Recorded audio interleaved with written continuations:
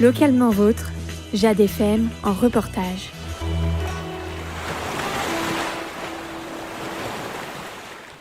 Bonjour à toutes, bonjour à tous. Un reportage. Je me trouve actuellement à Sainte-Marie-sur-Mer, à la Maison du Chapitre, et je viens rencontrer une voix qu'on connaît bien sur Jade FM, Frédéric Mispelblom. Bonjour Frédéric. Bonjour Jim.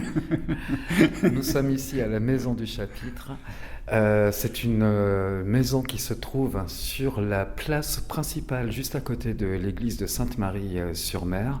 Et cet endroit, il est dédié à une exposition, à des expositions tout au long de l'année.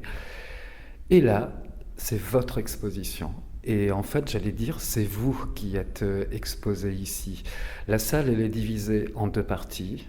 On rentre du côté droit et on trouve un peu votre historique. Oui, tout à fait. On y trouve entre autres deux tableaux de moi quand j'avais 11 ans qui ont été peints l'un par une voisine et l'autre par une tante. Et ce sont ces deux femmes peintres qui m'ont initié à l'âge de 11 ans à la peinture à l'huile. C'est la raison de leur présence. Alors, je me souviens, il y a quelques années, on avait discuté, vous et moi, lorsqu'on s'est rencontrés. Vous m'avez parlé de cette tante et de votre enfance baignée dans cette odeur de peinture à l'huile.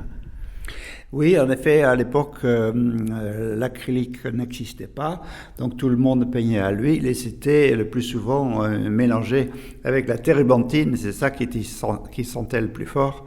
Et quand j'ai recommencé à peindre il y a maintenant à peu près 8 ans, j'ai voulu retrouver cette odeur de la térébenthine qui me rappelait mon enfance et c'est la raison pour laquelle, évidemment, je continue à peindre à la peinture à l'huile.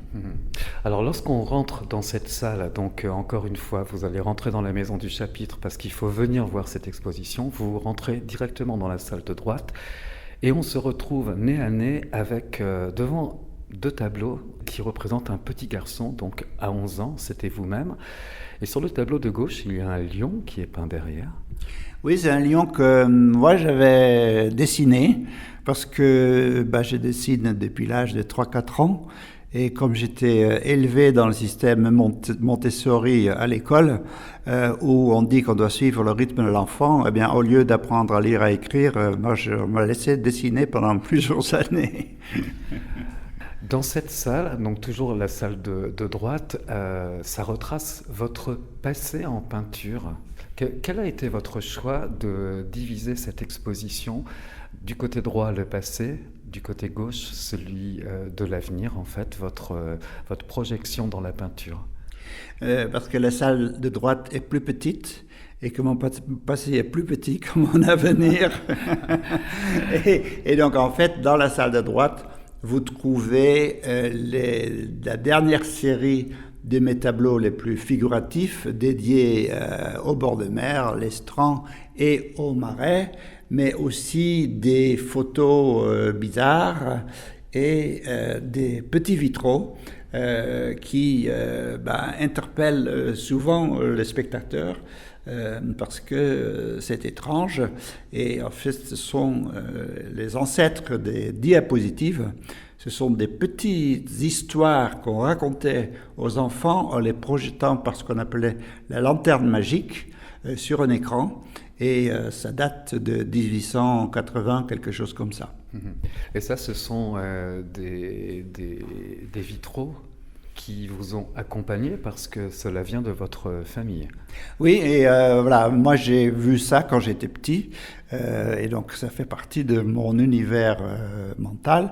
Et le tout, il faut le préciser aux auditeurs, ça se passait aux Pays-Bas, en Hollande. Oui, parce que vous êtes originaire des Pays-Bas. Tout à l'heure, vous venez de glisser dans une phrase que vous avez recommencé la peinture il y a 8 ans. Oui, parce que j'ai peint en gros de l'âge de 11 ans jusqu'à 17-18. Ensuite, je suis parti en France, j'ai commencé une carrière professionnelle et faire de la peinture à l'huile dans un appartement, c'est très compliqué. Et c'est la raison pour laquelle j'ai renoncé pendant un bon nombre d'années, même si je continuais à dessiner, à faire de l'aquarelle, des choses comme ça. Et j'ai recommencé il y a 8 ans parce que j'ai pu créer dans ma maison un bel atelier. Et il y a d'ailleurs dans l'exposition un tout petit tableau de crabe qui appartient à Alain Barré, que je lui ai donné en 2018 parce que nous nous sommes rencontrés à ce moment-là pour de bon.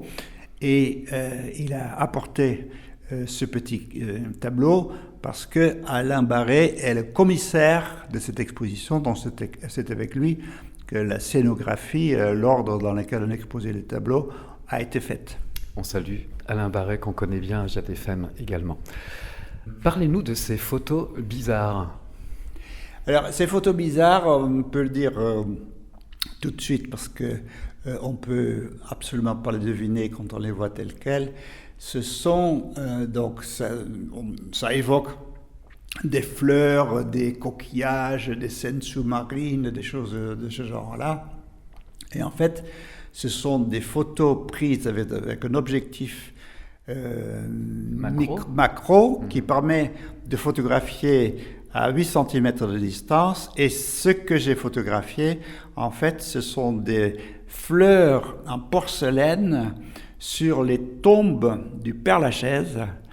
Et quand on les approche de si près, il en résulte des formes étranges qui ne se voient qu'une fois qu'on a développé la photo et qui n'ont plus rien à voir avec l'original, parce que c'est extrêmement vivant, alors que les originaux sont éteints parce que ça date de 100-150 ans. Les photos sont extrêmement brillantes. Et j'avais fait une fois une exposition qui s'appelait « Le vif saisit le mort ». Le vif saisit le mort. Si on se tourne de l'autre côté maintenant, on peut justement découvrir vos œuvres. Alors là, on est toujours dans cette salle qui symbolise ce que vous avez peint. Vous appelez cela les peintures du passé, mais elles ne sont pas si anciennes. Non, elles ont 2-3 ans. Ce sont des peintures donc dédiées à l'estran, au bord de mer et au marais. Voilà, c'est un petit nombre que j'ai mis là parce qu'effectivement, c'est ce que j'ai peint pendant très longtemps. Maintenant, les tableaux qui se trouvent dans l'autre salle, d'une manière ou d'une autre, sont indirectement inspirés évidemment par tout ce que j'ai vécu, tout ce que je vis par ici, donc bien sûr par les paysages que beaucoup de gens peuvent connaître. Je vous propose qu'on s'y rende justement dans cette salle à côté. Là, on traverse, donc on quitte la salle de droite, on arrive dans la salle de gauche. Et au milieu, vous avez quelque chose de très important, et d'ailleurs à la fin, je vais vous demander, si vous voulez bien y contribuer vous aussi, il y a le livre d'or, et dans le livre d'or, il y a maintenant au moins une trentaine de très jolis passages que les gens ont écrits quand ils sont venus voir l'exposition, et c'est tout à fait réjouissant. Je tiens déjà à rappeler les dates d'ouverture à laquelle on peut découvrir cette exposition. C'est du 13 au 28 juin. C'est ouvert le matin à 10h30 jusqu'à 13h, une reprise de 15h30 jusqu'à 18h30. Les peintures papillonnes, c'est le titre de cette exposition. Pourquoi ? Parce que, et ça se voit dans cette salle-ci, après avoir donc pendant très longtemps travaillé dans des choses plutôt figuratives, je me suis donné comme projet, et c'est un projet qui a duré 6 mois, c'est-à-dire de la mi-novembre jusqu'à fin avril, de expérimenter tous azimuts, toutes sortes de styles de l'art contemporain. Et donc, la deuxième salle qui représente l'avenir, c'est une salle dans laquelle du plus figuratif, on va vers de plus en plus abstrait jusqu'à du vraiment complètement abstrait. Et c'est ça la raison de peinture papillonne. J'ai papillonné d'un style à un autre et je me suis aussi beaucoup amusé en le faisant. Juste avant de n'arriver ici pour ce reportage, j'avais noté concernant cette salle de gauche, cette expression que vous m'avez adressée auparavant, tous azimuts. Et là justement, tous azimuts, on y est. Je vous propose qu'on commence par ces 2 toiles. Il y a des bleus magnifiques. Oui, 2 bleus très profonds et en partie transparents. qui sont donc complètement le résultat de mon imagination, qui ont été en partie inspirés par le peintre Soulages, qui peignait beaucoup avec du noir, mais aussi par des vues d'églises, de cathédrales que j'ai pu voir, ou par des souterrains, comme le tableau de droite peut le suggérer. On continue, si vous le voulez bien, et devant nous se trouvent 1, 2, 3, 4, 5, 6 toiles. Si vous deviez me parler d'une en particulier, ce serait laquelle et comment est-ce que vous pourriez la décrire ? Alors, il y en a une, celle de gauche, que je pourrais décrire comme faisant partie de toute une série de tableaux que j'appelle des tableaux ambigus, ou encore des tableaux que j'appelle tableaux de lieux incertains. C'est-à-dire, ce que j'aime, c'est que même si on peut reconnaître des choses, on ne sait jamais tout à fait si on est en bord de mer, si on est à côté d'un lac, s'il s'agit d'une montagne, s'il s'agit de nuages, s'il s'agit de la neige ou que sais-je. Ce que j'aime, c'est de laisser aux regardeurs, donc les gens qui regardent les tableaux, aux regardeurs, la liberté d'interpréter ce qu'ils voient. Et ce tableau-là, une fois, il y a une dame qui est venue et qui a regardé ce tableau et dit: voilà, ce qui me frappe, monsieur, c'est que ce tableau, il a exactement les couleurs des goélands. Et il y a un peu de ça, c'est que ça fait partie des couleurs, évidemment, qui me trottent dans la tête quand je suis ici. Mais vous pouvez y voir des rochers, vous pouvez aussi y voir des plaques de glace, vous pouvez, il y a une espèce de petite scène un peu en haut au milieu, où vous pouvez reconnaître, vous pouvez y voir un ours polaire ou un orque, que sais-je. Voilà, et on peut laisser gambader son imagination. C'est ça que j'aime faire, c'est de donner des tableaux, de faire des tableaux sur lesquels on peut laisser partir son imagination. C'est aussi le propre d'une exposition, c'est-à-dire de rencontrer des personnes qui viennent découvrir vos œuvres et être à l'écoute de leur propre vision de ce que ces œuvres inspirent, qui peuvent être complètement différentes de votre propre inspiration. Tout à fait, et ça ne m'est encore jamais arrivé à ce point que dans cette exposition, parce que il y a des tableaux les plus abstraits dont je n'étais pas convaincu du tout. Il y en a même certains que j'ai failli ne pas mettre dans cette exposition, mais ce sont les commentaires à partir du jour du vernissage. Ce sont justement ces tableaux-là qui ont été le plus commentés, qui ont le plus intrigué, qui ont attiré le plus de regards, d'interrogations. Des gens ont essayé d'y voir des choses, de reconnaître des objets, des scènes, un escalier, une fenêtre. Sur l'un de ces tableaux, le grand rouge que vous voyez là-bas, on y va, qui est très différent de tout ce que je faisais jusqu'ici, parce que moi je suis plutôt dans la fusion des couleurs. Là, les couleurs sont juxtaposées, sont presque criardes. Il y a les blancs, des rouges, des verts, mais il y a partout des petites fenêtres, des petites entrées, des souterrains. Enfin, on peut y voir toutes sortes de choses. D'ailleurs, de temps en temps, dans mon imagination, je l'appelle la cité radieuse. Et il y a une personne que beaucoup de gens de Pornic connaissent, puisqu'il organise le festival Voilà le Polar, Vindieu le Polar, Jean-Marc Bloch, qui s'est positionné devant le tableau et qui m'a dit: écoute, ton tableau, il m'a scotché. Donc voilà, j'étais très content de ce commentaire, et les commentaires que les gens ont faits m'aident à moi à me dire, voilà, c'est une voie dans laquelle je peux continuer. Ce fameux tableau, il y a longtemps que vous l'avez peint? Tout ce qui est ici date d'il y a 6 mois. La donc, totalité des œuvres 35 tableaux ici. En 6 mois. Voilà, ça fait donc un rythme de production assez soutenu. Voilà. Oui. Je me souviens, quand on s'est rencontrés, Frédéric, nous avions eu une conversation, vous et moi, sur les différences fondamentales entre la peinture occidentale et la peinture orientale. Et vous m'avez dit quelque chose à ce moment-là, c'est que en Orient, le vide a une très grande importance, contrairement à l'Occident où la plupart du temps on comble ce vide.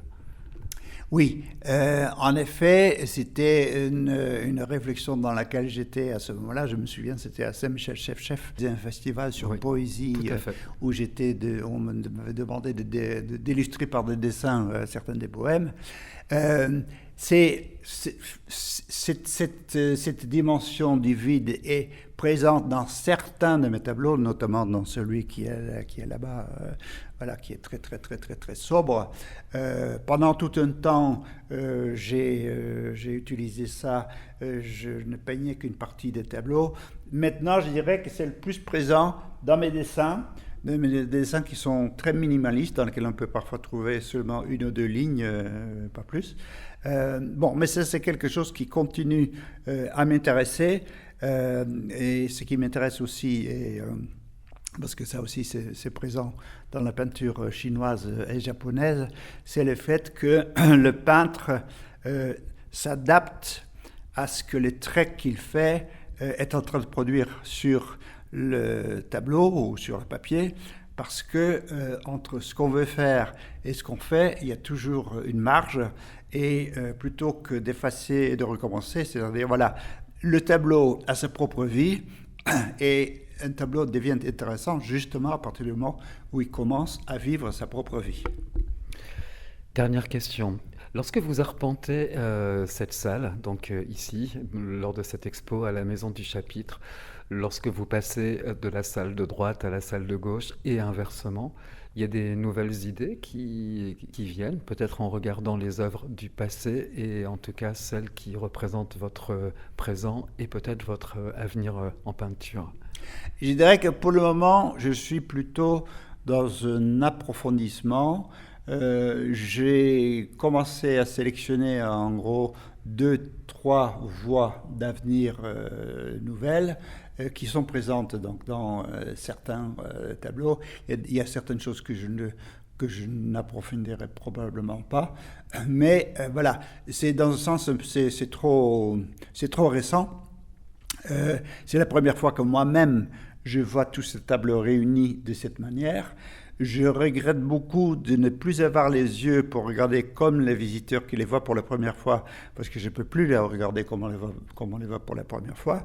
Je suis un peu en gestation de ce qui va ressortir de ça. Et donc, à la fin de la semaine, je vais pousser un grand ouf. Et c'est à la rentrée, je pense qu'il y a des choses qui auront décanté et que j'y verrai plus clair sur ce que je vais faire par la suite. On vous souhaite une très bonne continuation, Frédéric.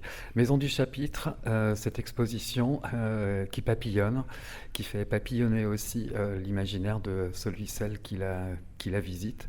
Passé, avenir, présent, et venez. Merci beaucoup, Radio Jade FM. À bientôt.